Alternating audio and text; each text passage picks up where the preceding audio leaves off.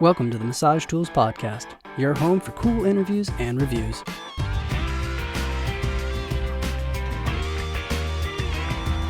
I know you're based out of California, but will you give us your origin story? So, big talking points, where you went to school for massage, how long you've been in practice, and then the big one, why you got into massage therapy. Sure. Cool. Origin story. How far do you want to go back? The audio went a little slow there. Origin story. So I'm originally from Tennessee, and I moved out here in '94 working in film. Okay. And eventually had worked my way into painted myself into a corner. I couldn't climb any higher in film and got very bored. And I've always been a natural massage therapist. I would stand on set watching as a prop guy or a prop master or an on-set dresser, watching the action. And if I saw somebody stressing out in the moment, I'd go up and work on their shoulders and relax them a little bit. And so many people kept saying, dude, you have to go to school. You have to go do massage. Get out of this industry. This industry is no good. And I took my first class at IPSB, which is the Institute for Psychostructural Balancing. And the very first class just fell in love. And then fell yet another level of in love when I took my first sports class. Okay. And that's kind of where my focus has been ever since. Awesome. So you took your first sports class. Have there been other continuing educations that have gotten you fired up that you really like, really enjoy, that are valuable? IASTM, the Instrument Assisted Soft Tissue Mobilization. Not necessarily Graston, right? So it's a little more neuromuscular concept, less of a direct aggressive. And I love it. I use it every day, whether it's, if I'm not even working, I'm working on myself, trying to maintain myself. And I use the IASTM to reduce trigger points and soften fascial restrictions and open things up. It just makes everything so much less work, so much easier on my body, less painful for the athlete. So that's probably one of my favorites. Another one was a very simple concept I learned in just a conversation with an instructor one time. I didn't even take the class. Just the concept is so beautiful. He called it neural reset technique, NRT, where you're using reciprocal inhibition to reduce the overall neural tone of the muscles in the area. And it's just maybe a 5 or 6 second technique to quickly reduce tone and easily get through the tissue and find, okay, now I'm deeper in the muscles, and right there's the trigger point very quickly. And that's what started me being able to palpate the trigger point so much faster. Awesome. What led you to that conversation? Was this like at a continuing education, or was this ran into a practitioner somewhere or a conference? Just ran into a practitioner.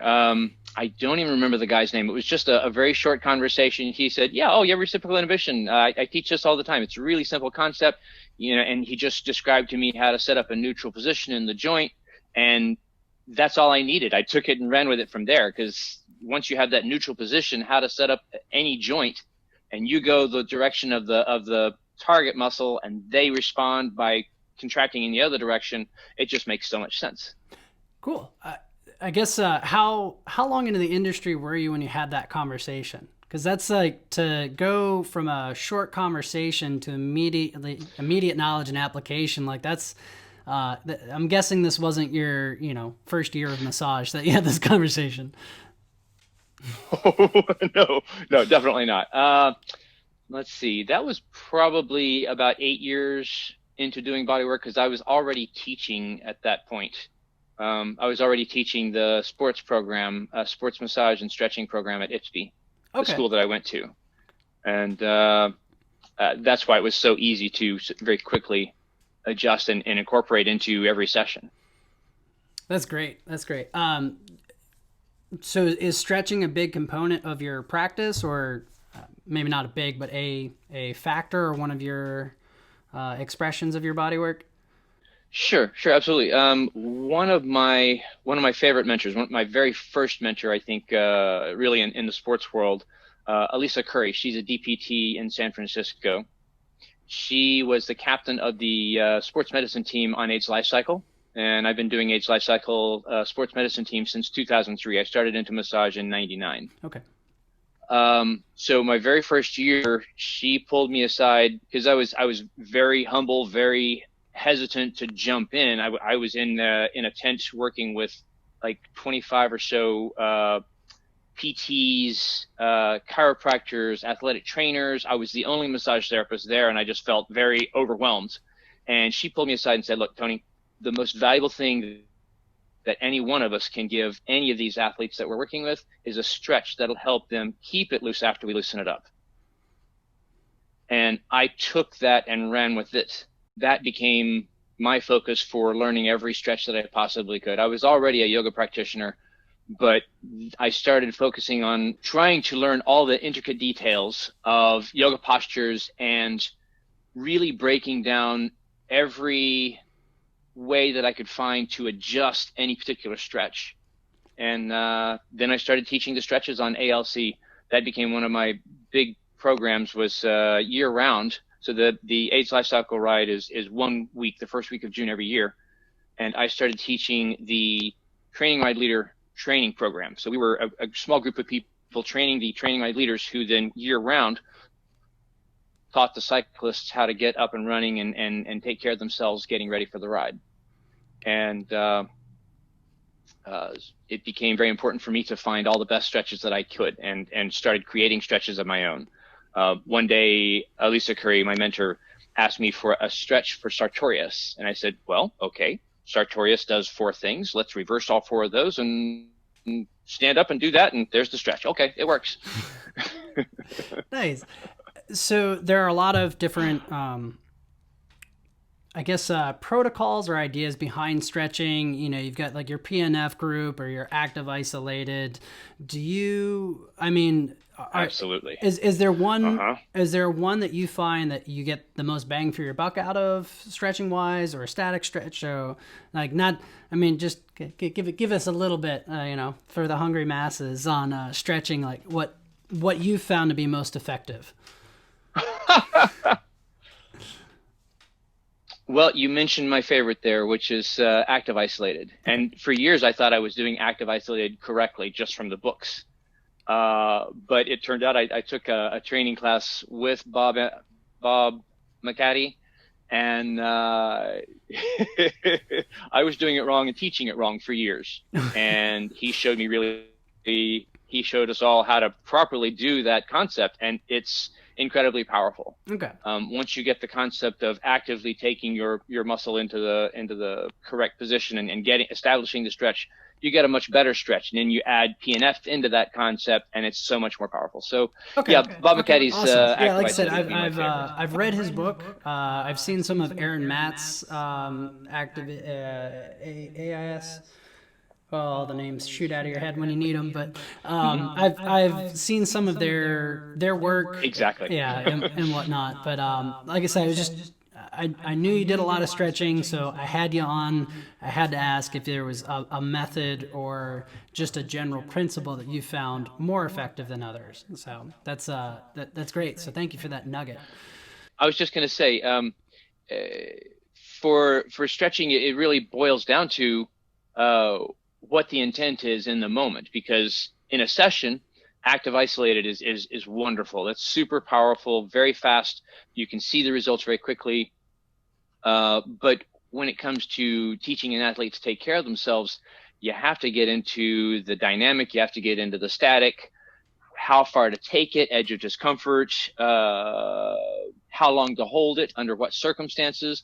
And then you have to take into account the elasticity of the fascia, because if I get, let's say a jumping athlete, like a volleyball athlete, to stretch their quads to the point that they don't have any more problems with their knees, that's great. But if they continue to do that stretch on a daily basis, then they're going to overstretch their fascia. They're going to lose a lot of the springiness of the tendons and the fascia that gives them such a high rebound. And then they're kind of hurting themselves overdoing it. So there's always a delicate balance with stretching and the intent behind whatever you're showing them. The balance, yeah. Athletes are a double-edged sword when it comes to taking advice. They take it to a T, and then the rest of the alphabet finishing it out, and then. But we love working with them. We're not going to stop. Absolutely. To go back, you were talking with. Absolutely. You know, you thought you were doing massage, or sorry, the stretching in particular, a certain way, and then you've run into like, oh, I saw this, you know, or worked with a practitioner, and he showed me a better way. Is there like advice that you would go back and give yourself, like, hey, take this class right away, or hey, look into this, or hey, don't think you know what you're doing until, so like that right out of school, like if you time travel. Tony, do this. Tony, do that. Sure, absolutely. The one thing that I would push myself to do is specialize sooner, because I think it was about 4 years into doing bodywork that I finally specialized in sports. And in the meantime, I was taking classes from from Thai massage to, energy modalities, to lymphatic massage, which is something that I almost never use because it's so light and so repetitive that it tends to put me into a trance, and I'll wind up sleeping on my feet at the table. It's just not my forte. So I would have much sooner narrowed it down to sports-oriented work and as much detail in anatomy as possible. Okay. That would be my advice to someone who wants to go sports. Okay. Did you need that breadth of classes to hone in on sport, or was that something you kind of had in mind when you started school? I thought it was the path that everyone's supposed to take to have as broad an education as possible. And, you know, there's nothing wrong with a broad education. I've taken a lot of classes that I, necessarily didn't even use. Like, oh, okay, good to know. I'm not interested. Thanks, I'll move on. But the more specialized, I think, the sooner, the better. Okay. Because trying to market yourself as, oh, I do this and I do this and I do this and I do this, it just doesn't really take you very far. Whereas as a sports and rehab, focus on that, I can go as far as I want to very quickly. Just getting an introduction into a group of people, it very quickly places you in the right conversation. Okay. Great. And then, if that makes sense. Yeah, no, definitely. And I was about to ask a question, but I think I'll wait until we do our next interview when we talk about sport a little bit more in depth, but I'll try to remember that one when we get to it. We talked about this breadth of CEUs. Are there anything or any continuing ed that you would not put like traditionally in a massage category that's been really beneficial to you? Sure, absolutely. Taking advanced anatomy at a local community college. I did the Anatomy 101 and 102, basically cadaver anatomy at Santa Monica College, and that was extremely valuable. Actually getting to see the fibers, what direction the fibers go, how they attach. It's not so simple as what we see in the drawings in the books. Beyond that,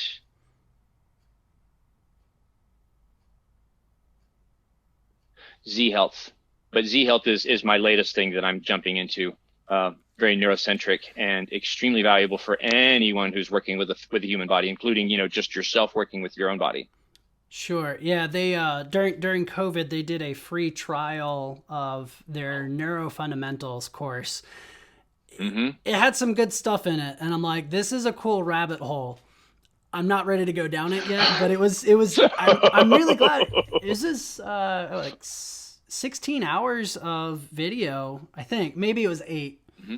I don't know if it was 2 8 hours or 16. Anyways, it was really really interesting information, and I've Yeah. been exposed to some of the Z-Health stuff. I've got some friends that are personal trainers that have gone through it.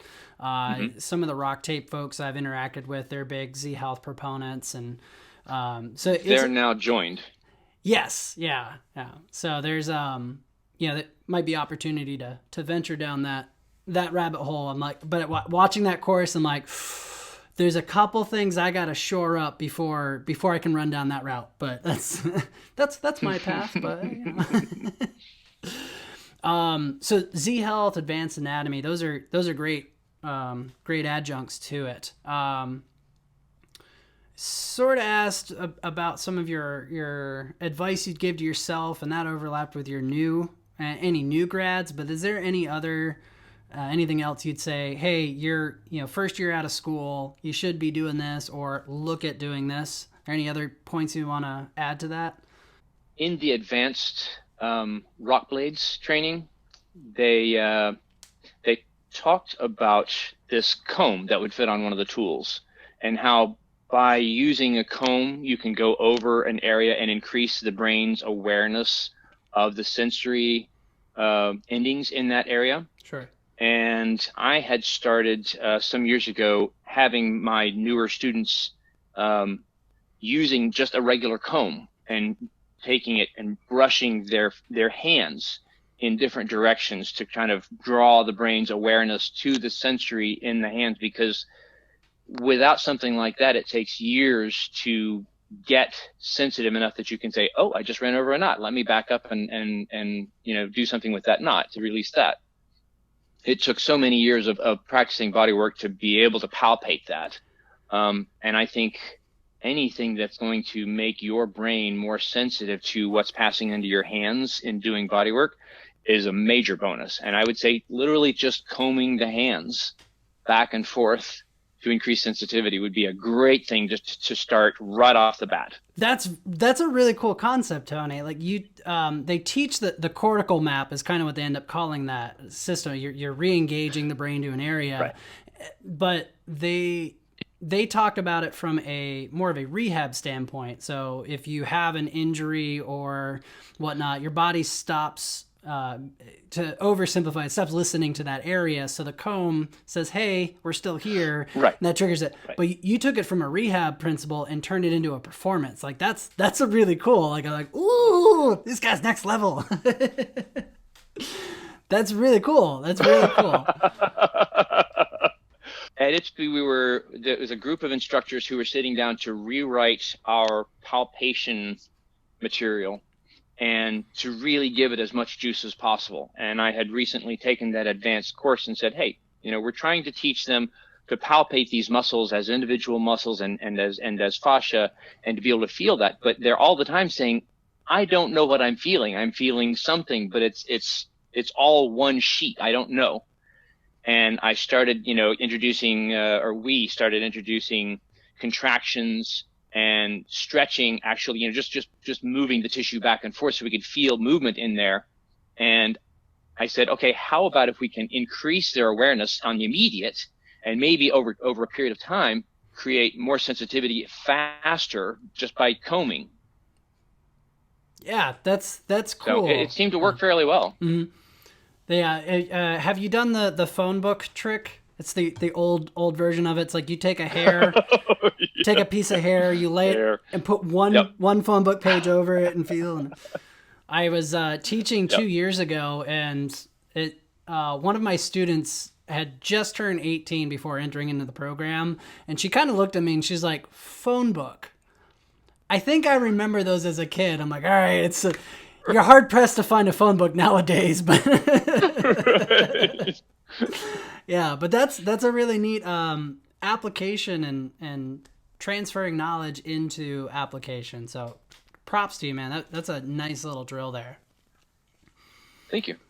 So I thought it seemed to work really well. The students were grasping much more faster. Yeah, I'm not gonna go brush my hands tonight, but I'm gonna try that. We're on a bit of a time delay too. It's it's about 7 my time, and we'll wrap up and go home and eat dinner and unwind for the day. But anyways, the big question I really like to get into with these industry-based podcasts are, where do you want to see the industry move in, say, 5-10 years? I would love to see the industry shift a little more towards the way Canada does it, requiring more education before they actually get started. Sure. There's just, and it's not anything against the new practitioners, but there are just too many practitioners out there boasting of their skills when they have very little, and they've already decided after their certification class that they're not interested in any more education. They do it and they sell it really well, and that's as far as they need to go.